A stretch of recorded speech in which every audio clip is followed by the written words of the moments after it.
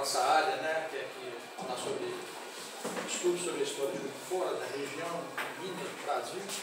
Nas nossas últimas reuniões aqui, eu dei a ideia, né, de poder apresentar uma palestra sobre esse conflito da Rússia com a Ucrânia. O pessoal achou que era um momento adequado, né, apesar de todo dia ter uma notícia diferente. Geralmente é uma notícia desagradável, mas a minha abordagem, uma abordagem histórica, uma abordagem voltada para a história, principalmente do século XX. Eu já estou fazendo até a justificativa. E se me perguntarem o que eu acho dessa guerra, claro que eu não concordo com a guerra. Tanto que o pessoal aí está escutando bem, né? Lógico que eu sou contra ele. Vou dizer que sou a favor do ataque da Rússia à Ucrânia. Mas em compensação, eu como historiador tenho escutado coisas que eu não concordo. Acho assim, que tem muita coisa absurda sendo passada, principalmente pela imprensa. E já há muito tempo que eu desconfio desse assunto quando tem um bandido do lado, o bonzinho do outro. Parece que vira uma coisa assim, não é uma história. Eu, quando era tenente do Exército, um belo dia desagradável, que eu estava de serviço oficial de tiro, que é sempre um dia desagradável, você fica 24 horas no quartel. Estava lá conversando com o professor de geografia e apareceu um major atrás do oficial de dia para pegar umas informações comigo. Eu me apresentei para o major e não lembro o nome dele mais, mas lembro que ele tinha sido observador da ONU. Né? Eu perguntei para o major, o senhor foi observador da ONU? Não, fui observador da ONU na Iugoslávia. Aí eu pensei, vou fazer uma pergunta aqui, eu tenho minha opinião sobre isso, vamos ver o que ele vai dizer. Eu falei, major, eu esteve lá, estive lá, não sei o que. Tem santo naquilo. Croata, bósnio, sérvio. E virou para mim e falou assim, você está gravando aí? Não, senhor. Não tem santo. Não tem santo. A ponto de sérvio atirar em sérvio e culpar o croata. Eu já sabia disso, tinha ideia de que isso acontecia. Quem estuda a história da Segunda Guerra Mundial, a tal guerra que está sendo falada quase todo dia, as comparações que eu ouço na televisão são bem absurdas. E volta na época da Segunda Guerra Mundial, quando vai estudar lá a ocupação da Iugoslávia, né, com os alemães para invadir a União Soviética. Tiveram que invadir, antes de invadir a União Soviética, tiveram que fazer a operação Marita, que é a operação para chegar na Grécia. Eles tiveram que invadir a Iugoslávia. E foram anos de ocupação alemã. Primeiro o governo da Iugoslávia aceitou que as tropas alemãs passassem pelo território, depois o governo foi derrubado, os alemães tiveram que invadir a Iugoslávia, conquistaram Belgrado lá, a conquista de Belgrado foi uma coisa assim ridícula, foi um capitão com um grupo de soldados, uma história estranha, mas conquistaram a Iugoslávia. Agora, a dominação do país foi uma calamidade. Os alemães mantiveram na Iugoslávia 10 divisões com tropas italianas, com apoio dos croatas. Os croatas teve um tal de Ante-Pavelić, que era o líder croata, ligado à igreja, ligado ao catolicismo, ligado à igreja, tinha amigos na igreja católica, né? Então, parte desse povo lá da Iugoslávia, croata, apoiou os alemães,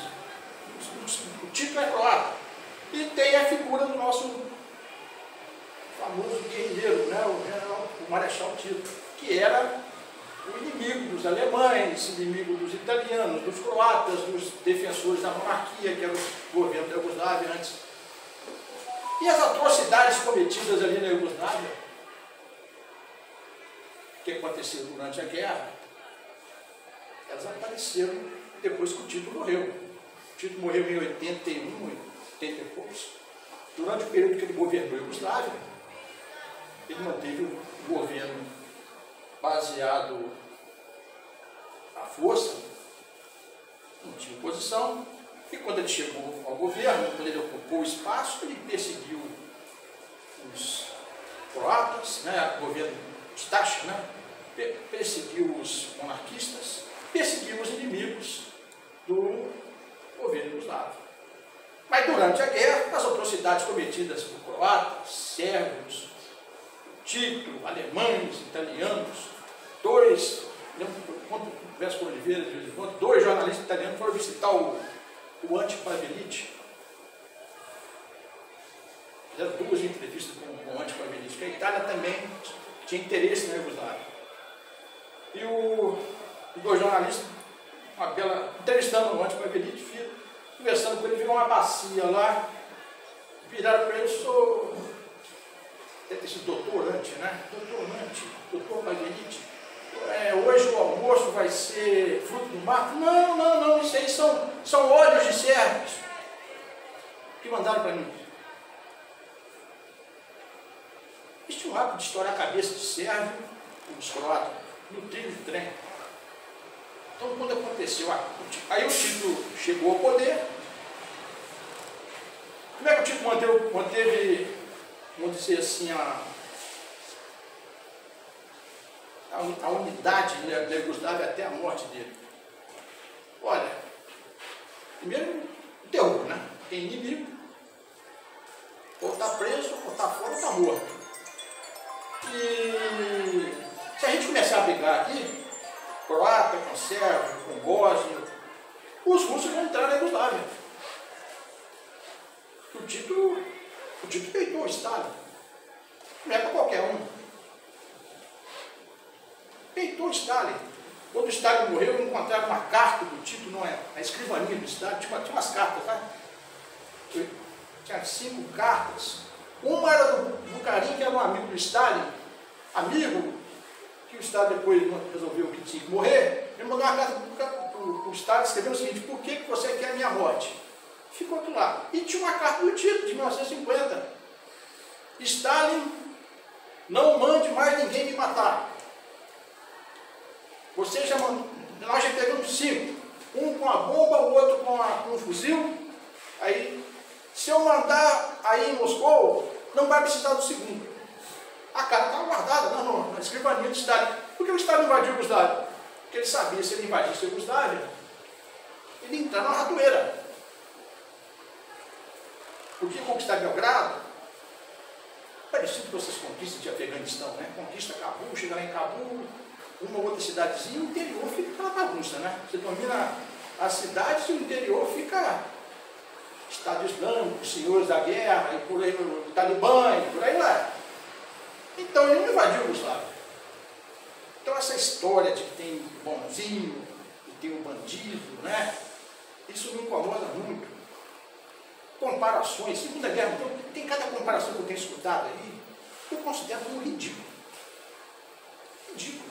Vou falar aqui, eu deixei essas comparações para o final, mas à medida que eu for fazendo a palestra, eu vou tentando colocar o meu ponto de vista.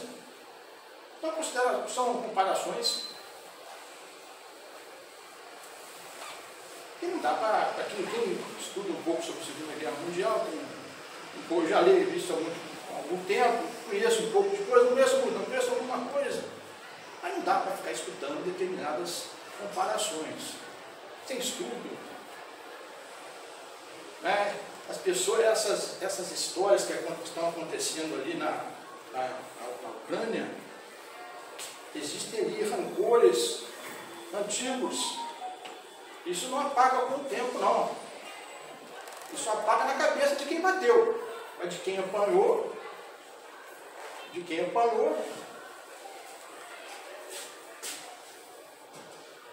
gente começa aqui a apresentação. Eu coloquei um mapa, porque eu não sou muito bom, né? Desculpe, eu sou péssimo de fazer essas partes de PowerPoint. Eu gosto muito de falar de mapa, essas coisas eu não sou bom. Mas esse mapa aqui é o mapa de antes da Primeira Guerra Mundial. Nós temos aqui o Império Otomano, o Império Russo, o Império Austro-Húngaro, o Império Alemão, França e Inglaterra, os dois grupos de países, né? A Tríplice Aliança, Inglaterra, França e o Império Russo, e a Tríplice Entente, a Alemanha, o Império Austro-Húngaro e a Itália, eram os países que formavam esses grupos de alianças. Então a guerra começou em 1914, lá na região da antiga Iugoslávia, né? na Bósnia-Herzegovina. Hoje, você colocou lá sobre o Gavi Príncipe, foi lá. O atentado do Paraguai deu certo, o atentado do Francisco Ferdinando foi um atentado do Paraguai. Os caras tomaram veneno, vencido, pularam no rio, o cara não afogado no rio, ia na outro raso. Erraram, as granadas explodiram, o carro passou, aí o arquiduque fala com o prefeito, que é um absurdo aqui, não sei o quê, e resolve continuar o passeio. Veio o arquiduque pegar um foguete, um disco voador e desaparecer. Não, vamos continuar o passeio, e o motorista errou o caminho. Uma coisa assim, Paraguai. Aí o Gavi Príncipe daqui matou. E ele depois ficou preso. Nós estamos com o representante da nossa comunidade judaica lá atrás. O Gavi Príncipe ficou preso na prisão de Theresienstadt, a prisão modelo dos nazistas. Era onde levava a Cruz Vermelha para visitar. Olha como é que os judeus são bem tratados aqui. Fazem desenhos, estudam. Lá que o Gavi Príncipe ficou preso. Da cela deu o nome dele lá. Então era isso aqui. Isso em 1914. Com o decorrer da guerra,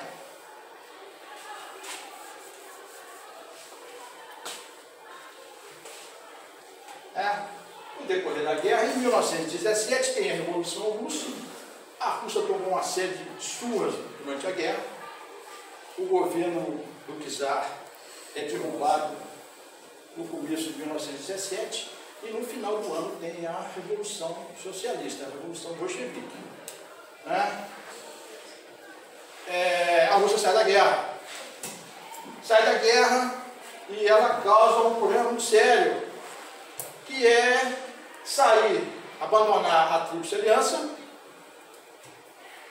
abandonar a França e a Inglaterra e possibilitar que o exército alemão que atuava na frente oriental, grande parte dele fosse retirado para atuar contra os ingleses e franceses na frente ocidental. É a última ofensiva dos alemães, uma ofensiva perigosa. Os alemães podiam ter ganhado a guerra em 1918, porque tinha que ter chegado até Paris. Vocês tinham que ganhar a guerra, porque estava todo mundo exausto em 1918. França, Estados Unidos, Inglaterra, Estados Unidos não. A França, a Inglaterra, a Rússia não era nem para ter entrado na guerra, mas entrou. E em 1918, antes da ofensiva dos alemães, houve a assinatura do Tratado de Brest-Litovsk. E nesse tratado, a Ucrânia, eles entregaram o território da Ucrânia para a Alemanha. Tem até tropa desfilando em Kiev em 1918. Então os alemães, antes de perder a Primeira Guerra Mundial e perder todo o seu império, dominaram uma área bem considerável que incluía a Ucrânia. Mas como os alemães perderam a guerra, o Império Alemão deixou de existir. Perderam as colônias, perderam o território. Aí nós temos o famoso e irresponsável Tratado de Versalhes. Eu sou muito desconfiado da diplomacia. considero grande parte de diplomatas verdadeiros malfeitores. Conheço vários. É um ou outro bom. Mas tão bom aqui, o Raoul Wallenberg, sueco, que desapareceu com os russos depois da Segunda Guerra Mundial. Já ouviram falar do Raoul Wallenberg, né? Pode pesquisar. Era um diplomata sueco, defendendo os judeus, e ele desapareceu depois da guerra. Alguma malfeitoria os russos fizeram com ele. A maior parte, ou grande parte dos diplomatas, defende o interesse do seu país. E muitas vezes as malfeitorias estão por trás dessas palavras bonitas, acordos, etc. Na Primeira Guerra Mundial mesmo, enquanto o Lawrence da Arábia insuflava as tribos árabes contra o Império Otomano, os franceses e ingleses dividiam o cadáver do Império. A promessa do Lawrence às tribos árabes não era nada daquilo que o Tratado de Sykes explicou. Definiu criação de Iraque, aquelas coisas que a gente já conhecia com a França, e por aí vai. São as malfeitorias da diplomacia. E o Tratado de Versalhes, e os outros tratados que surgiram depois da Primeira Guerra, é um show de horrores. Corredor Rússia Oriental para a Hungria, Polônia. A Alemanha perdeu a guerra, mas o território que era da Alemanha e foi cedido pela Rússia, eles criaram Polônia, por aí. Olha isso aqui, né? Verdadeiras aberrações geográficas. O corredor polonês. Como é que o sujeito acredita que mais cedo ou mais tarde a Polônia vai querer acabar com isso aqui, a Rússia Oriental, ou a Alemanha vai querer fazer uma ligação ao resto do território? Seria uma aberração. São aberrações. Além de outra coisa impressionante, que foi a criação da Liga das Nações. A ideia maravilhosa do presidente dos Estados Unidos, o presidente Wilson, que é um idealista. Só que os Estados Unidos, o Congresso dos Estados Unidos, nós não vamos entrar nisso não. Esse é o país mais poderoso do mundo, mais rico do mundo, fica de fora da Liga das Nações. Além dos patinhos feios. A Rússia, ele está errado, né? Não é a União Soviética. A União Soviética é 1922. A Rússia e a Alemanha, causadora da guerra. Esses dois, Alemanha e Rússia, não podem participar da Liga das Nações. Então, isso é uma organização que já nasceu condenada a fracassar. A Liga das Nações é um show de fracasso de horrores. Então, a Primeira Guerra Mundial já faz aí uma mexida com esse Tratado de Versalhes, essa situação toda que foi criada, que vai dar muitas condições para que acontecesse a Segunda Guerra. Só que antes da Segunda Guerra Mundial, esse aí eu falei da União Soviética, né? É 1922. A Ucrânia chega até a ficar independente. Aí tem aquela independência fajuta que não vai para frente. E aí aparece o meu malfeitor. Eu gosto desse cara, tá? Esse aí é o meu malfeitor favorito. Esse, simpático, né? Esse aí é o malfeitor favorito.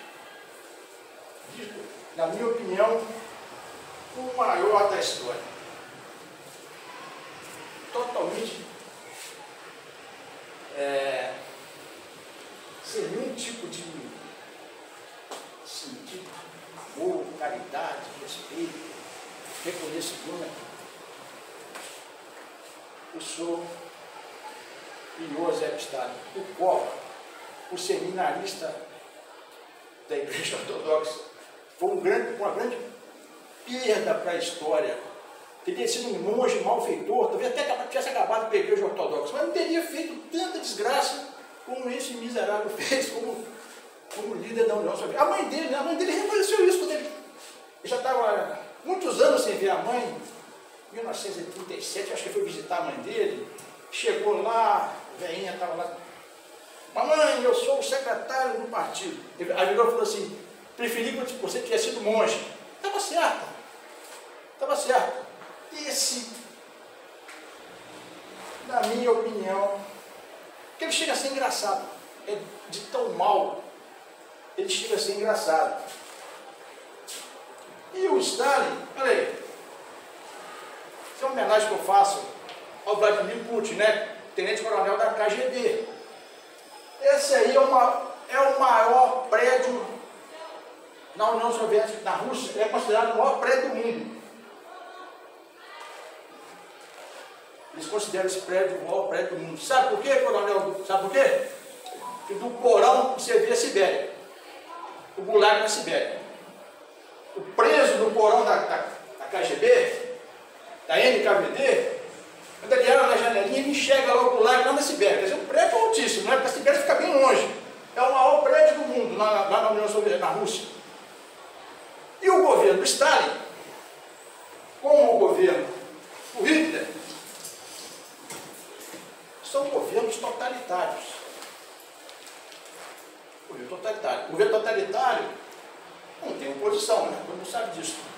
E quem governa, além daquela turminha que a gente já conhece, quem tem o poder é a polícia. É a polícia, não é o exército. O terror na União Soviética e o terror na Alemanha nazista não é o exército, é a polícia. O Estado totalitário, se a gente fizer uma analogia com a Rússia do Vladimir Putin, é lógico que a Rússia não, o Putin não é o Stalin. A Rússia não é o Stalin. Mas lá não tem oposição. O opositor vai preso. Então o Estado... E outra característica do Estado totalitário é, de período em período, arrumar algum tipo de problema, seja ele externo, seja ele interno. Quando é uma guerra, é um complô, é uma revolta de uma república, precisa ter um grupo de gente que está armando alguma coisa para derrubar o Estado. Isso é a característica, tem que estar sempre em ebulição, com o objetivo de eliminar algumas pessoas que num momento foram amigos e agora podem se tornar inimigos. Eu falei aqui do Bukharin. O Bukharin, se eu não estou enganado, esse da carta, o Stalin, ele e o Zinoviev salvaram a cabeça do Stalin. O Stalin teve problema com Lenin. O Stalin maltratou a mulher do Lenin e o Lenin estava pensando em cortar as asas do Stalin. Só que o Lenin estava muito doente, aquele negócio todo, e acabou não acontecendo. Isso foi uma grande tragédia. Foi uma grande tragédia que o Lenin não tenha conseguido tirar o Stalin da liderança do Partido Comunista, secretário-geral do Partido Comunista da União Soviética. E o Bukharin e o Zinoviev, se eu não estou enganado, foram dois desses membros aí daquela elite que foram do lado do Stalin. Depois o Stalin condenou os dois à morte. Uma pessoa boa, tá? É uma pessoa caridosa, tal de Joseph Stalin. Nós vamos ver aqui uma série de coisas que ele permitiu. Uma delas, muita gente já ouviu falar, muita gente não ouviu falar, provavelmente nas escolas isso aí não é ensinado. Eu acho que a maior parte dos professores não sabe nada sobre isso. Isso aí ficou escondido muito tempo na história da antiga União Soviética, que é na Ucrânia. É um dos motivos pelos quais os ucranianos não querem saber de serem dominados pelos russos. Isso aconteceu aí, essas crises de fome foram várias, mas particularmente essa aí é da década de 30. Aqui eu coloquei 7 milhões de vítimas da fome. Eu considero que esse número, que eu já li outros livros, é um número um pouco exagerado, mas de 3,5 milhões para cima, com certeza. É a coletivização forçada que o Stalin obrigou os camponeses a sair daquelas fazendas, das fazendas entregar porco, galinha, boi, trigo. E foi um verdadeiro desastre, como aconteceu na China do Mao. Então isso foi uma verdadeira calamidade. Pouca gente tem conhecimento do Holodomor e foi bastante terrível. Eu me arrisco a dizer, eu vou depois colocar uns mapas aqui dessa região aí da Ucrânia, Bielorrússia, Polônia, Estados Bálticos. Eu me atrevo a dizer que provavelmente são raras as famílias que não teve um da família que foi obrigado a se deslocar para outra região. Alguém que foi fuzilado, alguém que foi enforcado, alguém que teve que fazer trabalho, pena de prisão, trabalho forçado, alguém que desapareceu, alguém que teve para a guerra, alguém que lutou contra a Alemanha nazista, alguém que lutou para a Alemanha nazista durante a guerra. Por causa do número. Alguém que não ajudou, quando a gente fala eu vou falar de perseguição judeu, ajudou os alemães a matar judeus. Quem acha que o Holocausto, os perpetradores do Holocausto são apenas militares alemães? Estão muito enganados. Tem voluntário ucraniano, letão, romeno. É um show de horrores. Tem um que eu vi uma entrevista uma vez, um letão, vou perguntar para ele, como é que o senhor me explica? Como é que o senhor me explica apontar uma arma para a criança e atirar? Como é que o senhor se sente? Ué, eu só apertei o gatilho. É esse tipo de gente que existe em larga escala nessa região. Aqui, hoje, nós temos gente assim. Eu desafio. Nós vamos estar nesse monte de gente, porque a quantidade de gente envolvida nisso aí, nessas desgraças. Eu estou falando isso aqui, a gente pegar essa parte aqui dos Balcãs, Europa Oriental e até Moscou, Sibéria, não estou falando das outras desgraças, da escravidão, da fome na China, dos índios no Brasil, falando coisa mais recente, né? Qual família dessa região que não teve uma nessa situação, que foi estuprado, desapareceu? Por que você está falando isso? Pela quantidade de gente envolvida. O tamanho da desgraça é tão grande que é difícil saber quem é que não tem lá no passado um que foi do lado do bem ou do lado do mal, ou dos dois lados. Matou, meu tio matou e o meu outro tio defendeu, escondeu o judeu. Ou seja, não, o que foi que fez de bem. Então, isso aqui é um dos motivos pelos quais os ucranianos não querem saber de dominação russa. O Vladimir Putin vai fazer a mesma coisa com os ucranianos? Não sei. Não sei. Não sei. Estava conversando há pouco tempo com um polonês. E eu estava conversando com ele sobre o general Jaruzelski, que foi o general que decretou a lei marcial na Polônia. Você está lembrado daquela época do sindicato Solidariedade?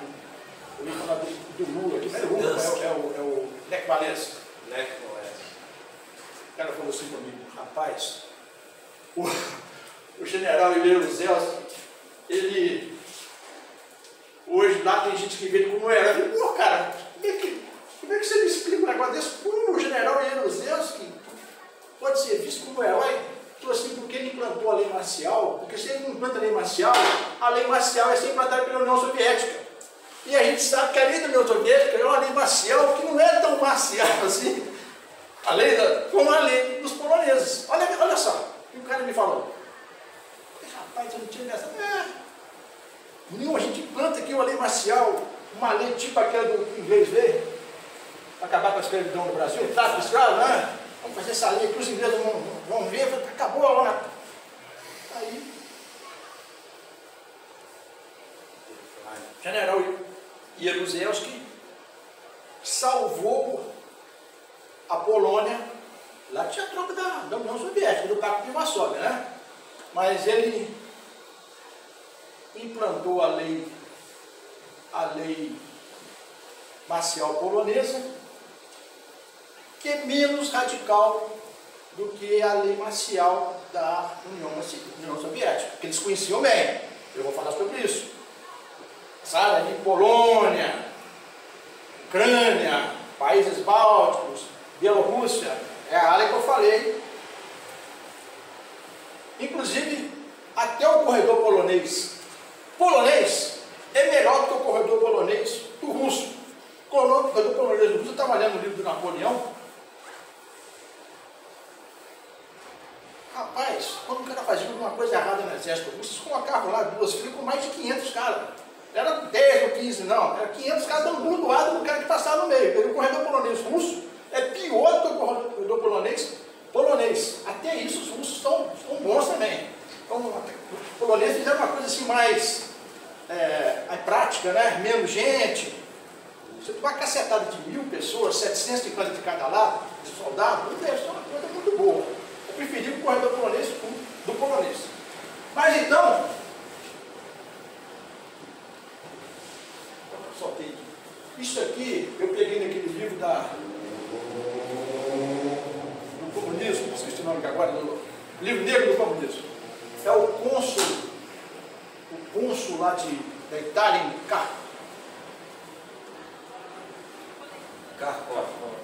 Charkov, em alemão. Cadê aquele melhor? Charkov, em alemão. Eu gosto de ver os vídeos da Segunda Guerra. Charkov, não é Kharkiv. Kharkiv para mim é falsificação. Nas batalhas que eu acompanho é Kharkov, é Charkov, no vídeo alemão. Então é isso aí. Em Kharkov são recolhidos a cada noite cerca de 250 cadáveres de pessoas mortas de fome de tifo. Nota-se que um número muito grande dentre eles não possuía mais fígado, pode ter sido extraído através de um grande corte. A polícia acabou encontrando alguns dos amputadores que confessaram que essa carne eles preparavam o recheio daquela palavra lá esquisita, né? Pequenos patês, e em seguida eram vendidos no mercado.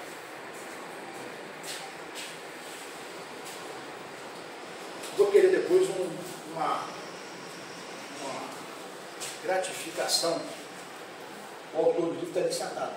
Esse livro aqui é muito bom, tá? O autor é nosso amigo aqui, o coronel do Lourenço. Está quanto o livro, hein? 50, 40? Quanto pode, depende da distribuidora. A gente conversou a respeito do livro, né? Eu contei algumas historinhas para ele, do Luiz Carlos Prestes, não sei o quê, me agradeceu lá. Muito bom o livro. Pelo bem da humanidade. Como o totalitarismo levou o mundo à Segunda Guerra Mundial. Recomendo a leitura. Falou que vinha aqui e falou, então pedi autorização para ele. E a nossa confreira falou da poesia bonita que eu vi ontem. Olha que poesia bonita. Isso é lá da Ucrânia, as crianças ucranianas, como as crianças que cantavam as músicas da Xuxa. Ei, galera, papai está e preste bem atenção. A fazenda coletiva é só uma ilusão. Celeiro em ruína, cabeça destroçada. E todo cavalo tem uma perna quebrada. E na cabana uma foice e um martelo. E na mesma cabana morre de flagelo. Já não há máquinas e porcos hoje em dia. Na parede, somente a fotografia. Papai e mamãe estão lá no cocós. E as pobres crianças restam chorar sós. Não há mais pão, não há mais banha. O partido vem e logo tudo abocanha. Não procure a alma gentil de um novilho. Outro dia índio vai comer o seu filho. Houve canibalismo lá. Houve canibalismo lá na Ucrânia. Não procure a alma gentil de novilho. Outro dia índio vai comer o seu filho. Os homens do partido são os tiranos e nos atiram nos campos siberianos. As crianças são realmente uma infância fantástica, né? Eles vão esquecer isso aí. Não vão lembrar disso para frente. Os pais, os que ficaram vivos, né? Não vão. Eles vão esquecer. Paz e amor. Isso é só o começo. Nós estamos em 1930 e pouco. Daí tem a Segunda Guerra Mundial. Então foi um período. Isso é uma família esperando a morte. Os relatos, né? Até 1990, até o governo do Yeltsin, ainda era possível na União Soviética, na Rússia, ainda conseguir acessar os arquivos. De uns tempos para cá, o governo do Putin tem dificultado muito, porque como só tem coisa negativa contra eles, não tem nada de positivo. Essa carta que eu falei que eu encontrava de Stalin, quando ele morreu, ainda que o Khrushchev fez em 56 um discurso denunciando os crimes do Stalin. Ele morreu em 53, em março de 53, né? Então pensaram lá em fazer, tipo assim, uma biblioteca, né? Uma coisa para referência, para as pessoas ir lá visitar o legado do Stalin. Aí encontraram essa carta do Bucarim, a carta do Tito. Não contaram muito mais coisa, não, porque isso é coisa ruim, né? Isso é coisa ruim. O Khrushchev mesmo, que depois foi líder da União Soviética, eu estava lendo um negócio dele hoje, muito engraçado. Alguém estava falando como é que o Khrushchev não escapou de ter sido, não ter sido também punido pelo Stalin. Aí o cara falou, o Khrushchev dançava muito bem, dança ucraniana, e o Khrushchev falava o seguinte: quando o Stalin fala dance, você dança. Ele dançava, fazia aquelas coisas, bebia, aquelas reuniões do partido, da elite do Partido Comunista. Então ele escapou e o Khrushchev, ele era ucraniano, depois foi líder da União Soviética. Então isso aí é do Holodomor, são pessoas mortas na rua. É terrível isso aí. Não tem nada. Quantas pessoas morreram de fome? Não se tem ideia. Quantas pessoas foram para os gulags na Sibéria?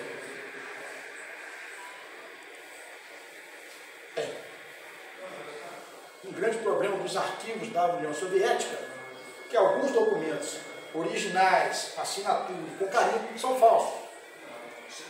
São falsos. Perdemos 50 tanques na batalha. Vai chegar no estádio, vai, tiro 0, fica 5. E por aí vai. Morreram 5 mil. Risca 2, deixa 500. Risca 1, deixa 500. Por aí vai. A ideia é essa. Documentos originais falsificados. E o Putin começou a atrapalhar essa pesquisa. Aí vem outro malfeitor que eu gosto muito também. O Hitler. Aí o que tem a ver o Hitler com o Ucrânia? Tem um monte de coisa a ver. Quando ele escreveu esse livro, quando ele estava preso em Landsberg, depois virou um sucesso quando ele se tornou o líder da Alemanha, né? Todo mundo comprou o livro, ele ganhou muito dinheiro, e até hoje ganha o direito autoral do livro, dá uma grana violenta para o governo da Baviera. Todo mundo achou engraçado. O cara louco, está preso. Acharam engraçado o livro.